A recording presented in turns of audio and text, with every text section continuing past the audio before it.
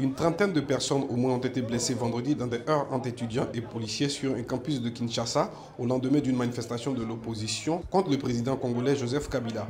Ce sont des cas de multitraumatisme. Il y a eu irruption des policiers dans l'enceinte de l'institut qui sont entrés même au niveau du home. Ils ont molesté, tabassé, pillé même. Il y a même des étudiants qui ont même sauté. Donc du home à partir du 2e niveau jusqu'en bas. Selon plusieurs témoignages, les étudiants de l'Institut supérieur des techniques appliquées ISTA, situé dans la commune de Barumbu à Kinshasa, célébraient la libération et le retour d'un de leurs arrêtés depuis le mercredi 25 mai 2016 lorsqu'ils ont été attaqués par des policiers. Nous sommes universitaires. Un universitaire, il a sa façon de raisonner. Et si nous avons un problème, dans toutes les universités du monde, vous allez voir que les étudiants ont leurs droits. On a arrêté l'un de nôtres. Pourquoi pas réclamer? Et il faut envoyer les gens pour tirer, il faut envoyer les gens pour larguer des gaz lacrymogènes. Nous déplorons cela et le pays nous appartient. Nous avons ce droit de réclamer, qui que ce soit. L'étudiant avait été arrêté dans l'enceinte de l'ISTA en position de tract appelant à la marche de l'opposition du 26 mai dernier. Les jeunes Congolais et particulièrement les étudiants ont participé activement aux manifestations de l'opposition contre le maintien au pouvoir du président Kabila. Le jeudi dernier, le pouvoir avait procédé au déploiement d'un important dispositif policier à Kinshasa et dans plusieurs villes du pays pour empêcher la dernière manifestation anti-Kabila. Les violences entre manifestants et forces de l'ordre avaient fait au moins 2 morts. Le Cameroun a abattu toutes les volailles d'une ferme avicole de Mvobetsi en périphérie de Yaoundé après la découverte d'un foyer de grippe aviaire H5N1 qui a décimé la moitié des 33 000 volailles de complexe en 3 jours.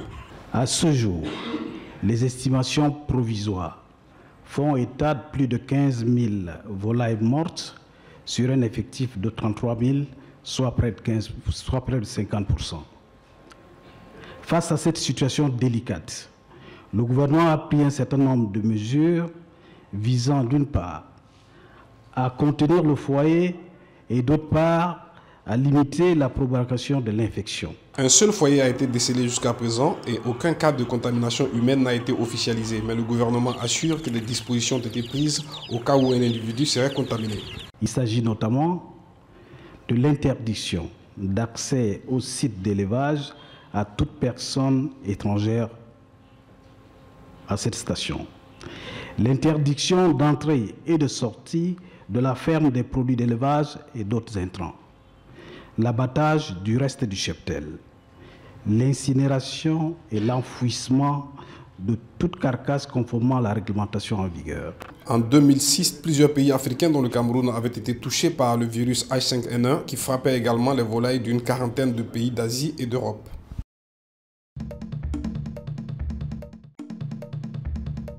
2 ans après sa mort, le testament de Nelson Mandela, ancien président sud-africain et prix Nobel de la paix, a été récemment exécuté, permettant ainsi aux héritiers, dont des parents, des collaborateurs et des établissements scolaires, de se partager un total de 22 millions de rands, soit 141 000 $. L'ancien chauffeur de Nelson Mandela, Mike Maponya, qui a travaillé pour lui pendant 23 ans, et sa secrétaire Zelda Lagrange, qui n'était pas présente, vendredi ont reçu chacun un chèque de 50 000 rands, soit 3 200 $.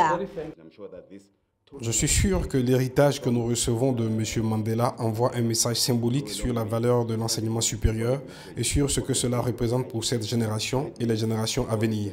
Merci à tous. Merci beaucoup. Les exécuteurs testamentaires ont salué l'unité affichée par la famille malgré les palabres au sujet de certains biens immobiliers. Sur décision des exécuteurs testamentaires, la maison de Johannesburg, les bureaux de Mandela et de Tambo, mais aussi Kounou, deviennent des lieux publics d'hommage à Nelson Mandela. Le père de la démocratie sud-africaine n'avait pas amassé une fortune colossale, mais il avait reçu d'importants revenus de la publication de ses livres et de différents projets à son nom, lignes de vêtements, t-shirts ou une émission de télé-réalité.